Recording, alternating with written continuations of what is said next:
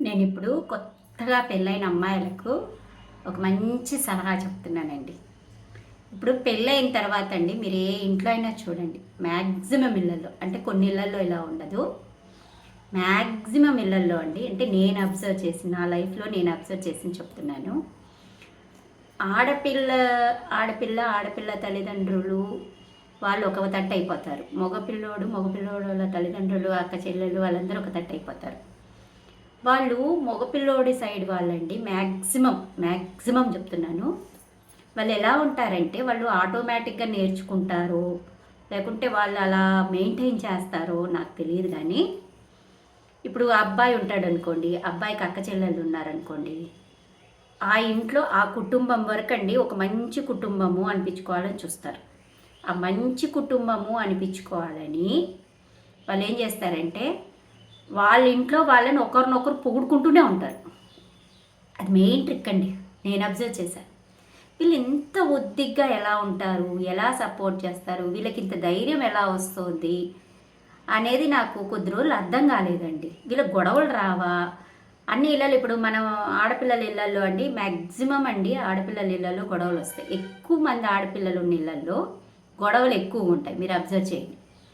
మగపిల్లలు ఆడపిల్లలు తక్కువ నీళ్ళల్లో కలయిక ఎక్కువ ఉంటుందండి. వాళ్ళు చాలా క్లోజ్గా ఉంటారు. నేను అబ్జర్వ్ చేసిందని చెప్తున్నాను. వాళ్ళు ఏంటంటే ఏం పని లేదండి వాళ్ళకు, అప్పుడప్పుడు ఫోన్ చేస్తూ వీలైతే రెగ్యులర్గా చేసుకుంటూ వీళ్ళని పొగుడుతూ ఉంటారనమాట. ఒకరినొకరు పొగుడుకుంటూ ఉంటారు. ఇంకా బయట ప్రపంచం వాళ్ళకి అవసరం లేదు. బయట వాళ్ళు ఎంత చెడు అనుకున్నా కానీ వాళ్ళ కుటుంబంలో వ్యక్తులు పిల్లలు తల్లిని పొగుడుతూ ఉంటారు, తల్లి పిల్లల్ని పొగుడుతూ ఉంటుంది, అన్న చెల్లెల్ని పొగుడుతుంటాడు, చెల్లెలు అన్నను పొగుడుతుంటుంది ప్రతిదానికనమాట. నువ్వెంత బాగా చేసావు, నువ్వెంత బాగా ఉద్యోగం చేస్తున్నావు. ఉద్యోగం అందరు చేయరా? మళ్ళీ అదే వ్యక్తి పెళ్ళాన్ని పట్టించుకోడు, పెళ్ళాన్ని పొగడ్డు. పెళ్ళాన్ని చేసే ఉద్యోగం ఆమె ఎంత పెద్ద ఉద్యోగమైనా ఎంత అందగత్తి అయినా ఆమెను పొగడ్డు. ఆ అన్న ఆ చెల్లెల్నే పొగుడుతూ ఉంటాడు.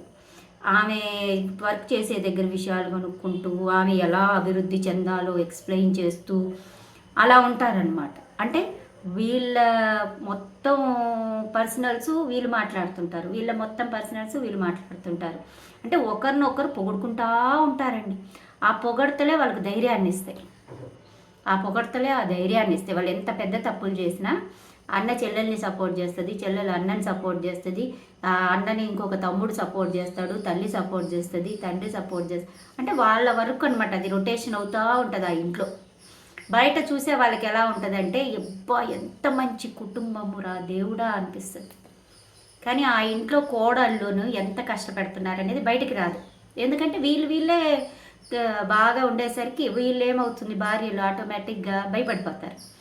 వామ్మో వీళ్ళు ఎంత ఒద్దిగ్గున్నారు, వీళ్ళు ఎంత అఫెక్షనేట్గా ఉన్నారు అని చెప్పి భయపడిపోతారు.